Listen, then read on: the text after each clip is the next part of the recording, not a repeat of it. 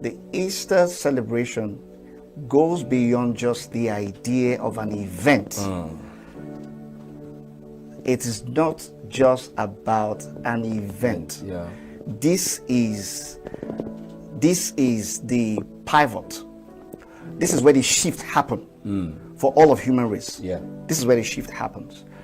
Now, why do we celebrate Easter? We're celebrating Easter not because somebody came back from the dead. Okay. We must separate the people coming alive from the dead and the resurrection. They're two different things. Okay. In the Bible, we had people who were raised back to life. That's right. They were not resurrected. This is deep. They came back to life because they were raised back to life. For instance, Lazarus came back to life. Jairus' daughter came back to life. That's right.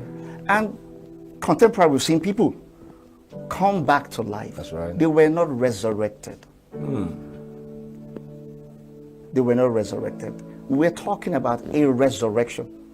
This is the first in all human history that it is reported that someone died and actually resurrected. So if we must celebrate Easter, we must understand what the resurrection means. That's right. Otherwise, we'll be celebrating something we don't understand. So the key here is not why do we celebrate Easter, but what does it mean to resurrect? And I want to share quite briefly, what it means to resurrect using the scriptures, because again, the scriptures gives us the framework for this term, resurrection. That's right. In 1 Corinthians chapter 15, reading from verse 43 to verse 45.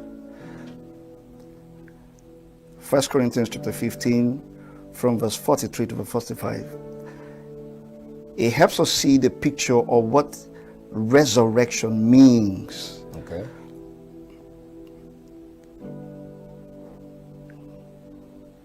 Okay, now look at verse 43. This is what it says. It is sown. Okay, let me start from verse 42. So also is the resurrection of the dead. The body is sown in corruption. Okay. It is raised in incorruption. It is sown in dishonor. It is raised in glory. Yeah. It is sown in weakness. It is